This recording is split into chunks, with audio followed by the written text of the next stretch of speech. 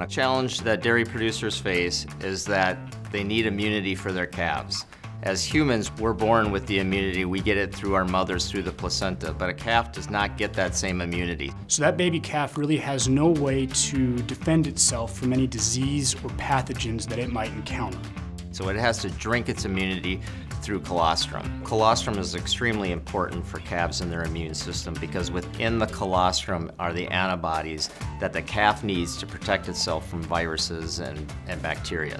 There's three really main components in colostrum. There's the whey fraction, there's the casein, and then there's the fat. And within that whey fraction is where the antibodies lie. Immunoglobulin G, or IgG, is the primary source of antibodies found in colostrum. The calf only has a certain window of time in which she can absorb those antibodies.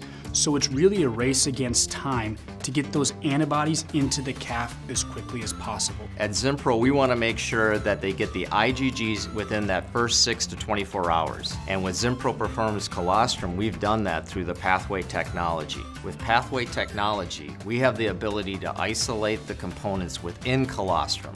So we can isolate the whey fraction and remove the casein and fat. And that's what we're selling to producers, and that's what we want them to feed to ensure that the calves get passive transfer of immunity. So when you feed a competitor's product by feeding everything, you're feeding both the curds and the whey.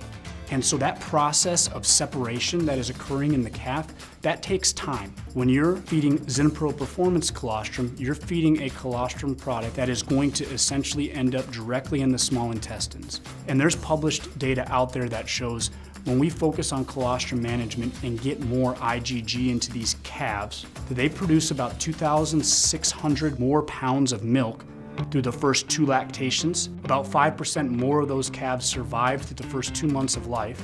Our vet bills for those calves are lowered by about $10 per calf through the first 75 days. And there also is an increase in survivability. So about 16% more of those animals will survive to reach the end of their second lactation.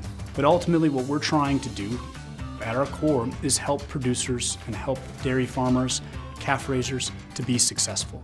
We want them to have healthier calves. We want them to have less headaches in terms of worrying about their calves and calf health. We want to improve the lives of our industry partners and the animals that they care for.